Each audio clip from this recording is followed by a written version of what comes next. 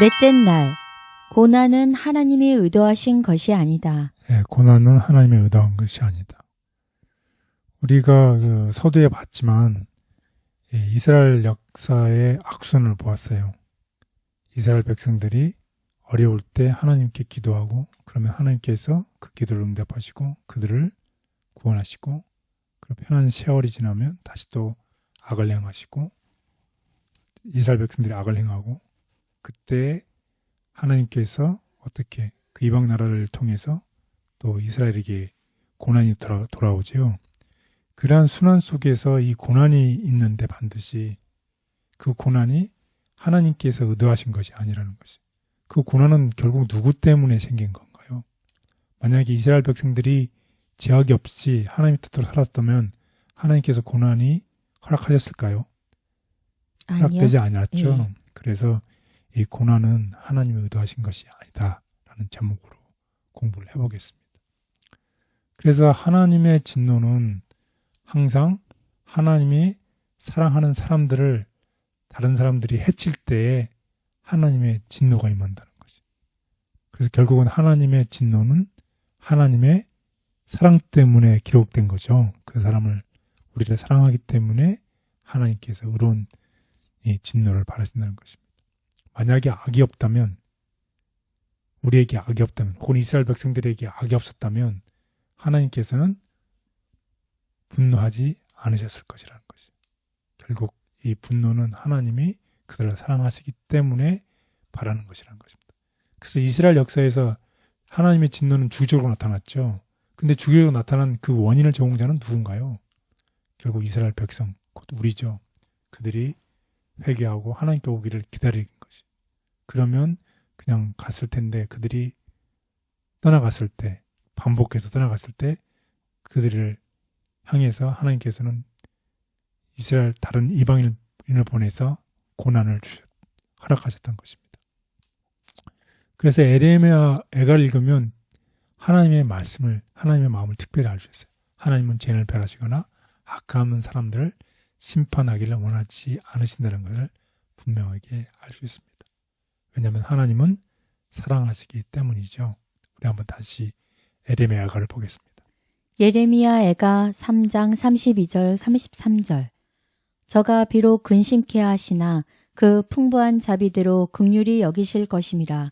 주께서 인생으로 고생하며 근심하게 하심이 본심이 아니시로다. 네, 이 성경절이 참 위로가 되는 성경절입니다.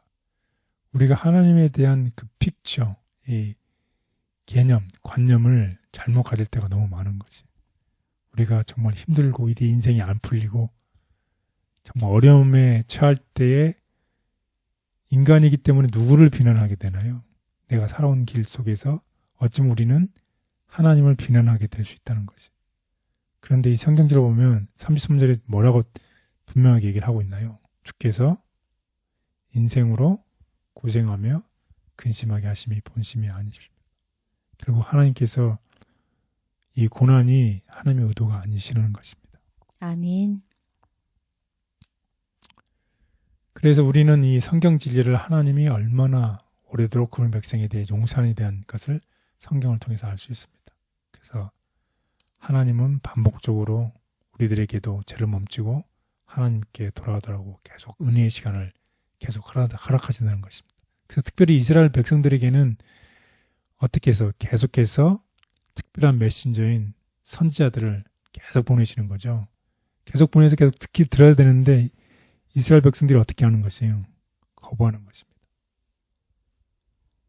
그래서 시편 81편은 다음과 같이 얘기를 하고 있습니다. 시편 81편 11절 14절. 내 백성이 내 소리를 듣지 아니하며 이스라엘이 나를 원하지 아니하였도다. 그러므로 내가 그의 마음을 완악한 대로 버려두어 그의 임의대로 행하게 하였도다. 내 백성아 내 말을 들으라. 이스라엘아 내 도를 따르라. 그리하면 내가 속히 그들의 원수를 누르고 내 손을 돌려 그들의 대적들을 치리니. 네, 계속해서 예수님께서 돌아오라, 내 말을 들으라고 이렇게 말씀하신다는 것이. 그래서 이스라엘 백성들이 돌아오길 원하시는 것이. 그런데 그들이 더 이상 자기 뜻대로 했을 때 하나님께서는 그들의 하나님의 보호를 거두시고 피할 수 없는 이 상황이 발생하게 되는 것이죠. 그래서 결국 상황은 점점 더 getting worse, 점점점 심각해지고 결국 그들을 치료할 방법이 없는 거죠. 우리가 골든타임이라는 게 있죠. 사람의 목숨을 살리는 골든타임. 그 골든타임을 놓칠 때 사람이 죽어가는 것처럼 이 상황이 더욱더 심각해져서 치료할 방법이 없다는 거죠. 결국 멸망으로 가는 수밖에 없다는 것입니다. 그래서 우리 에스라에 있는 이 성경을 통해서 알아보도록 하겠습니다. 에스라 5장 12절. 우리 조상들이 하늘에 계신 하나님을 노엽게 하였으므로 하나님이 그들을 갈대아 사람 바벨론 왕 느부갓네살의 손에 넘기심에 그가 이 성전을 헐며 이 백성을 사로잡아 바벨론으로 옮겼더니. 예레미야 51장 24절, 25절, 44절. 너희 눈앞에서 그들이 시온에서 모든 악을 행한 대로 내가 바벨론과 갈대아 모든 주민에게 갚으리라. 여호와의 말씀이니라. 여호와의 말씀이니라. 온 세계를 멸하는 멸망의 사나 보라 나는 내 원수라. 나의 손을 내 위에 펴서 너를 바위에서 굴리고 너로 불탄 산이 되게 할 것이니 내가 배를 바벨론에서 벌하고 그가 삼킨 것을 그의 입에서 끌어내리니 민족들이 다시는 그에게로 몰려가지 아니하겠고 바벨론 성벽은 무너졌도다. 역대하 36장 16절. 그의 백성이 하나님의 사신들을 비웃고 그의 말씀을 멸시하며 그의 선지자를 욕하여 여호와의 진노를 그의 백성에게 미치게 하여 회복할 수 없게 하였으므로. 네, 계속해서 이스라엘 백성들이 이 악을로 갔을 때 하나님께서 계속 선지자들을 보냈지만 그들이 더 이상 그들이 돌아오지 않고 그 자신의 길로 계속 갔을 때에 이러한 어려운 일들이 생긴다는 것입니다. 그래서 결국 고난이 하나님께서 주신 것이 아니라는 것입니다. 그래서 에스라 5장을 다시 한번 정리해 보면 백성들이 어떻게 끈질기게 해결하지 않고 끝까지 자기의 뜻대로 갈 때 그때 하나님을 노하게 만들고 하나님께서 떠나신 후에 하나님을 떠난 후에 백성들은 바벨론 왕 느부갓네살의 손에 넘겨지게 되는 것입니다. 하지만 하나님은 백성을 잡을 길이 전혀 없게 됐을 때 결국은 백성들이 아까도 얘기했지만 자기 뜻대로 더 이상 하나님 필요 없이 그냥 계속 자기를 갔을 때에 결국 어떻게 이런 고난을 받게 된다는 것입니다.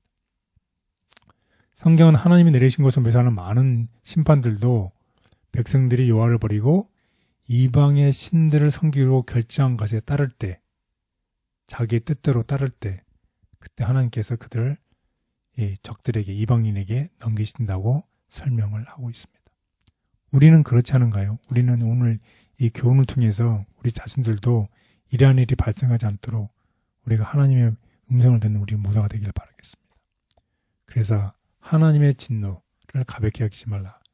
하나님의 진노가 돌이킬 수 없을 때가 올 것이라는 것입니다. 그래서 우리는 하나님의 음성을 듣고 그때 돌아서는 우리 모두가 되기를 바라겠습니다. 우리의 눈과 귀로 볼 수 있고 들을 수 있다면 우리의 하늘 아버지는 인간들을 고의적으로 괴롭히거나 슬프게 하시지 않으신다. 이 세상 사는 시련과 근심과 슬픔의 장면이다. 우리는 이 지상에서 하나님의 시험을 견디어야만 한다. 우리의 모든 더러운 것이 타버리고 고난의 풀무에서 우리가 정화된 순금으로 나올 때까지 풀무의 불은 켜 있어야만 한다. 이 흑암에서 빛이 나올 것이다. 주신 자도 여호와시요 취하신 자도 여호와시니 여호와의 이름이 찬송을 받으실지니이다. 이것이 그대 마음의 언어가 되게 하라.